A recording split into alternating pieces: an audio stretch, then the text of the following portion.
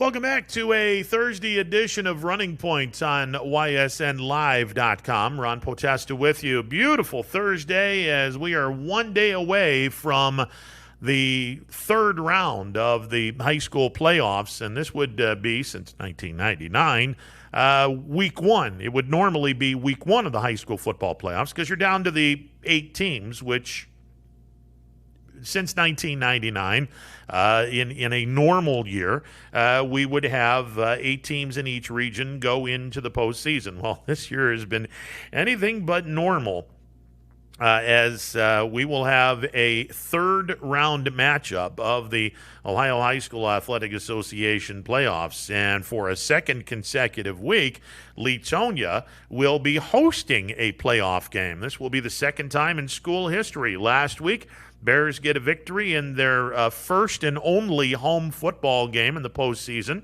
as they knocked off Buckeye Central 32-16. And to talk about that game and to set up the quarterfinal game against McDonald in an all-local matchup, we bring in the head football coach of the LEETONIA Bears, Paul Hulea. Coach, how are you today? Oh, doing well. Like you said, Ronnie, I mean, what a beautiful day we have here in northeastern Ohio. Yeah, the weather is absolutely gorgeous. Yeah, it absolutely is. I mean, I feel like we should be golfing instead of talking about football. But the leaves remind us that it is fall. It's beautiful to look at as the leaves start to fall. And when the leaves start to fall, that means LEETONIA's ready to play postseason football. And sure enough, here you guys are. And first time in school history, you get a home game in the postseason in a strange year that has been COVID.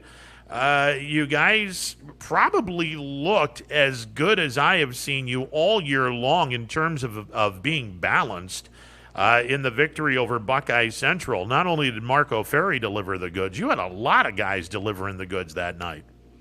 Yeah, we've got great efforts from all our guys on both sides of the ball. McCool and Dirk had great nights running the ball.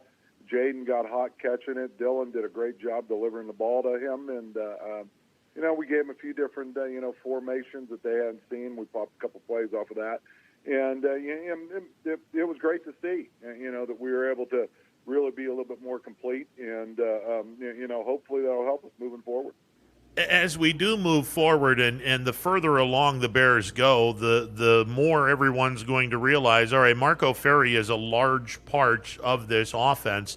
How important is it for Dylan Lennon, the quarterback, and the offensive line to protect him when he's throwing the ball, and the guys that are looking to catch passes from Dylan Lennon? How important is it to get that to get that effort from the guys other than 28?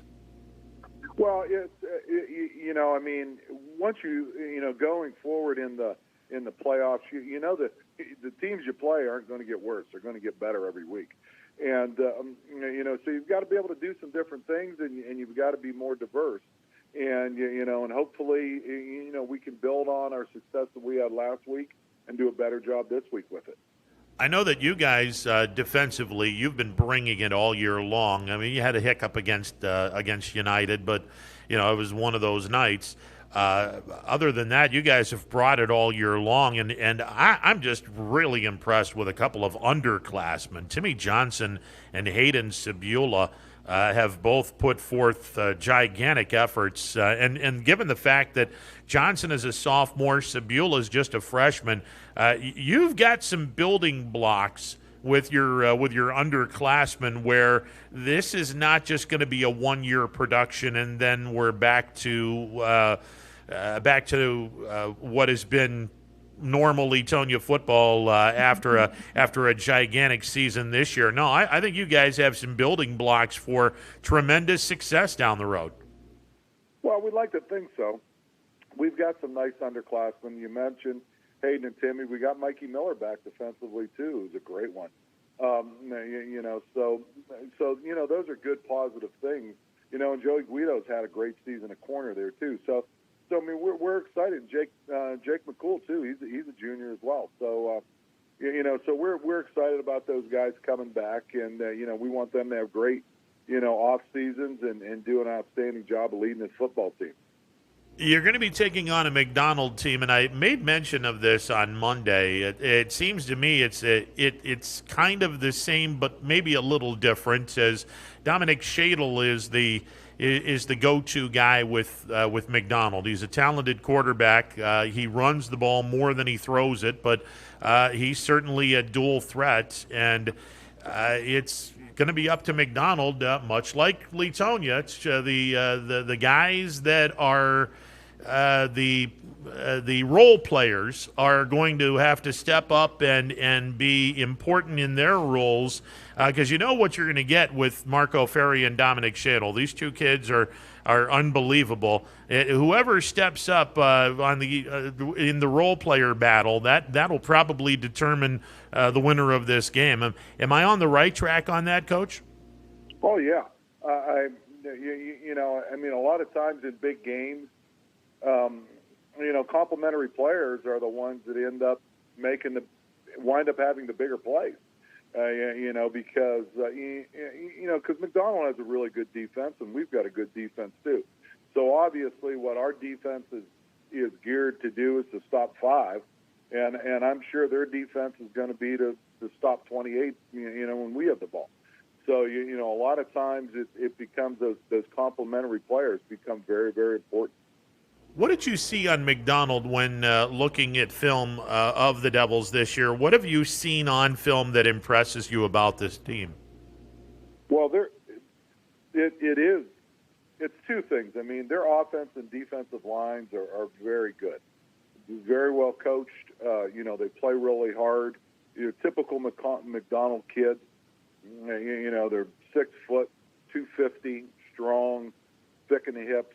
And they really get after it, and number 5, their quarterback, who pretty much playing tailback, for the most part, is an outstanding athlete. I mean, we've gone against some really good ones this year, and he's definitely in the top of that group. So and their special teams are really sound as well. They have a good kicker, and they punt it well also. Are there some new wrinkles that, I mean, without really going completely off the board, are there things that you can do a little bit differently in the same formation that can possibly benefit you guys, whether it be offensively or defensively? Run a couple of wrinkles in some of the things that you guys have done formation-wise that I'm sure McDonald has seen on film. Well, we always got it's one part of coaching. You always got a plan A, but the key to success is having a plan B, C, D, E, and F. So we have those other plans, we have those other options, but we would hope that our plan A is also works out well for us also. So it's just a reality of football. Any level you play at, you've got to be willing and ready to adjust. The adjustment factor, and I mean, this is one of the reasons why this game is going to be so fascinating. I got to believe this is going to be the battle of adjustments, and I know that your staff and Dan Williams' staff, you're going to be doing adjusting on the fly all game long, depending on how well the top shelf players are playing, with Marco Ferri for you guys and Dominic Shadle for McDonald, and then frankly how much the role players are getting involved. Are the McDonald Blue Devils going to suddenly now spread the ball around and get everyone involved? Are you guys going to be getting everyone involved? I mean, there's potential for adjustments out the wazoo in this game, which I think is yet another reason why I think this could be just a great coaching clinic type of game. Well, I don't know about clinics is the right word, but I mean there's going to be a lot of they're going to make they have a great Coach Williams, his staff. They do a great job. They're a very, very well coached football team. And we think we're a well-coached team as well. So we're going to have to have our thinking caps on, and I'm sure they will. And hopefully, we put them in some situations where they've got to move to Plan B, C, D, or E. So and we'll just have to see what happens. I mean, the advantage they have, as far as a club and a unit, is that they're used to playoff experiences where our kids aren't. So we'll just have to, we'll see how our kids react to that. That's a point that you bring up. Clearly, McDonald has a lot more experience in terms of being in the postseason in the last few years, and but the fact that you guys you got your first postseason game under your belt, does it really have that big of a difference now that you guys have already played a postseason game, or is there some credence to that the further along you go? Because, I mean, let's be honest, this is going to be a first.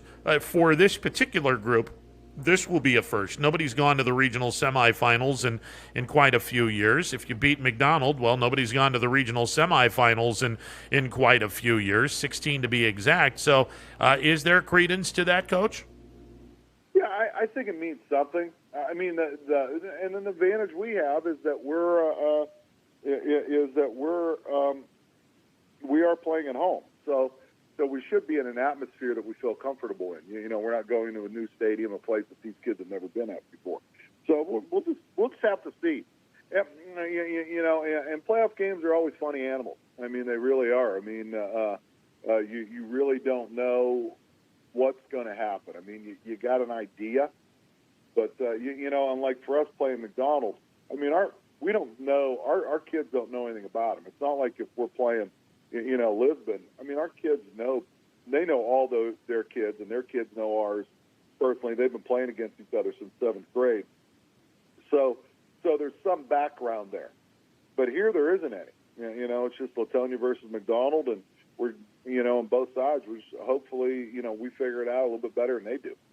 I know I can only think of one year when Leetonia played McDonald, and that would have been the last game of the 78 season.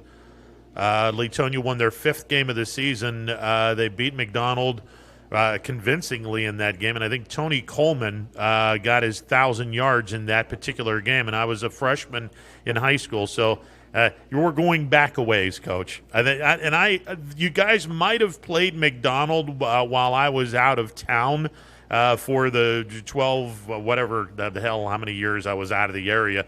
But the only game that I can remember these two teams playing was Leetonia beating McDonald in the 78 season. Yeah, well, they had played them in the when the old ITCL thing was together. Gotcha.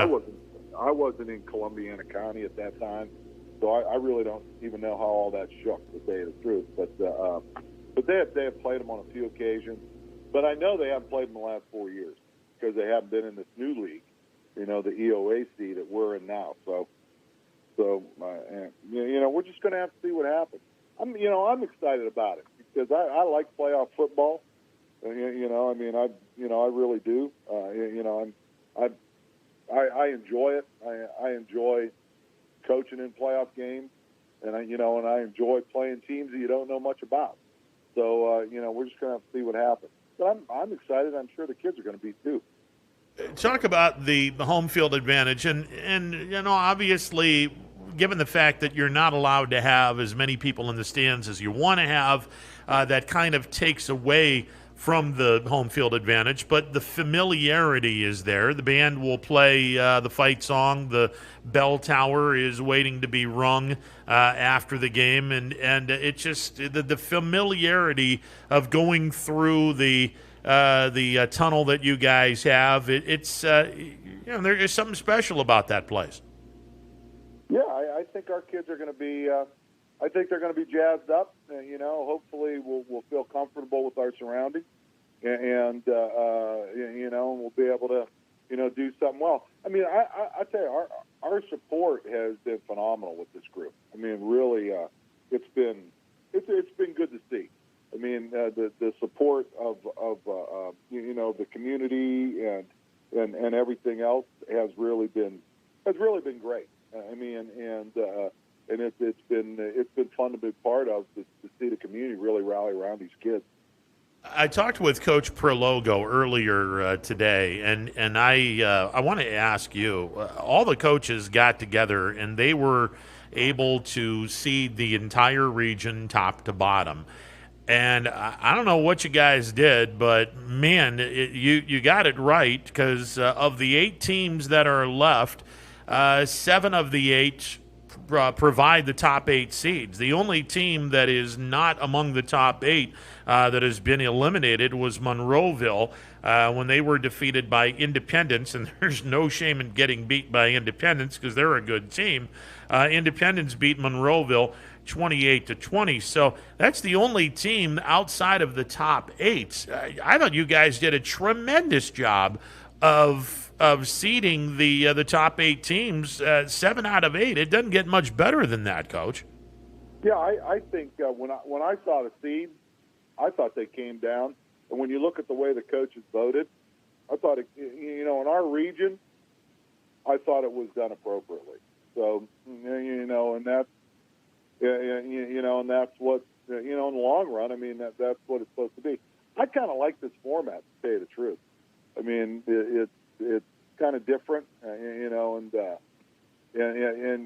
think it's good for high school football. I mean, I really do.